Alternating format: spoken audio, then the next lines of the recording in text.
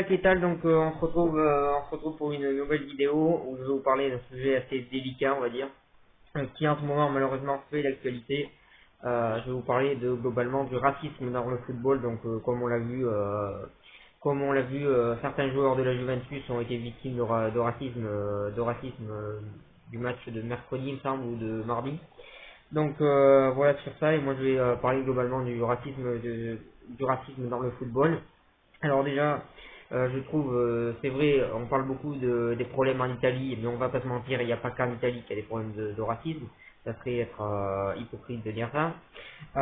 C'est globalement partout. Et quand on parle de racisme, on ne parle pas forcément de racisme contre une personne différente de couleur de peau.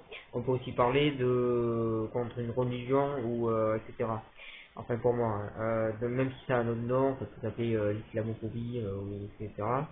Voilà, pour moi le racisme c'est un peu plus étalé que ça, mais globalement pour moi il y en a partout, rien que dans le football amateur français, et je vais parler français parce que je le connais pas étranger, mais dans le football amateur français, on va pas se mentir, que des propos racistes, en tout cas moi j'en ai entendu quand même pas mal dans le football amateur.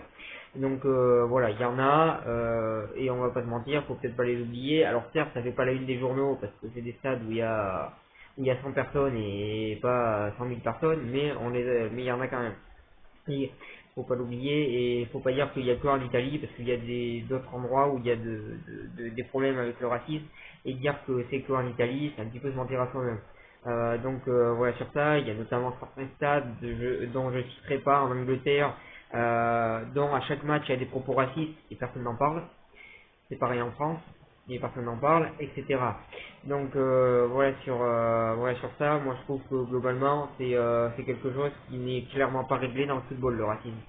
Parce que quand on voit les sanctions qu'on va peut-être donner aux gens qui ont fait ça sur ce match de la Juventus, honnêtement, ça ou rien, c'est à peu près pareil. Aujourd'hui, on a des moyens de mettre des caméras partout et de savoir qui fait quoi, hein. Il y a largement les moyens pour ça, et de détecter qui fait ses propos racistes et de sanctionner ces personnes-là et de les interdire de stade. Aujourd'hui, on a les moyens pour ça, mais on le fait pas. Donc, il va falloir se poser les questions. Pourquoi qu'on le fait pas? Non, parce que c'est bien beau de mettre des grosses pancartes partout, dites non au racisme. On voit ça partout en Ligue des Champions, en Coupe du Monde. Un truc, c'est bien beau de le dire, mais finalement, s'il n'y a aucune sanction contre les personnes qui font des actes racistes, à quoi ça sert de mettre des pancartes partout? Voilà sur ça, il n'y a aucune réelle sanction. Et à chaque fois, il y a pas de réelle sanction, je suis désolé, mais pour l'instant, j'ai pas vu de réelle sanction. Donc, comme je le dis, à l'heure actuelle, il y a largement le moyen de mettre des caméras dans les tribunes pour voir qui dit quoi et pour sanctionner ces personnes-là.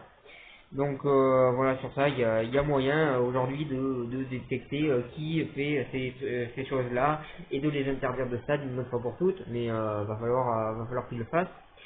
À la place de dire dites non au racisme mais jamais rien faire, parce que c'est bien beau dire quelque chose, mais il faut qu'il y ait les actes qui suivent derrière, et les actes ne suivent pas derrière. Donc voilà sur ça. Bien sûr c'est quelque chose à régler très très rapidement, que ce soit dans le football ou dans la société actuelle, même si je pense qu'on ne peut pas tout changer dans la société. Mais je pense que dans le football, pour le coup, on peut les sanctionner, et pour le coup, ça serait bien qu'ils soient enfin sanctionnés. Donc voilà sur ça, voilà sur ce que j'avais à dire. Mais bon, comme je le dis, ne nous cachons pas derrière le football italien et assumons que le problème est global et qu'il est un petit peu partout. Il est en Italie, il est en France, il est en Angleterre, il est en Espagne, il est au Portugal, il est où vous voulez, donc il est un peu partout. Donc voilà sur ça.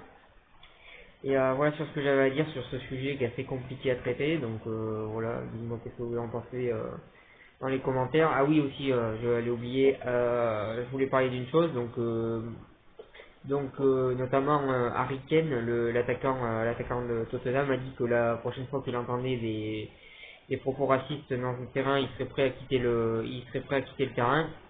Mais moi, je pense qu'il serait grand temps que les deux équipes quittent le terrain après avoir entendu des propos racistes. Et je dis bien les deux équipes, pas seulement l'équipe concernée.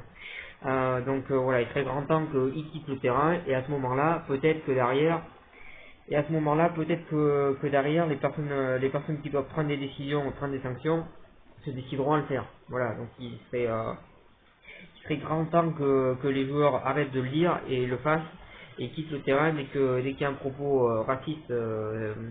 Dès qu'il y a un propos raciste dans les tribunes, comme ça je pense que les instances du football commenceraient à mettre des sanctions à ces gens-là parce qu'ils ne peuvent pas se permettre que tous les matchs soient annulés.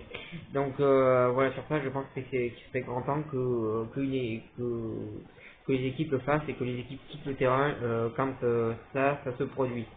Donc voilà sur ça et voilà sur ce que j'avais à dire sur ce sujet qui, comme je le dis, est compliqué à traiter, mais bon voilà, j'ai essayé de le traiter du mieux possible et voilà sur ça il y a beaucoup de choses à dire et je vais pas tout dire sur cette vidéo. Donc voilà sur ça, voilà sur cette vidéo, je vous remercie de m'avoir suivi, je vous souhaite une bonne journée et un bon week-end.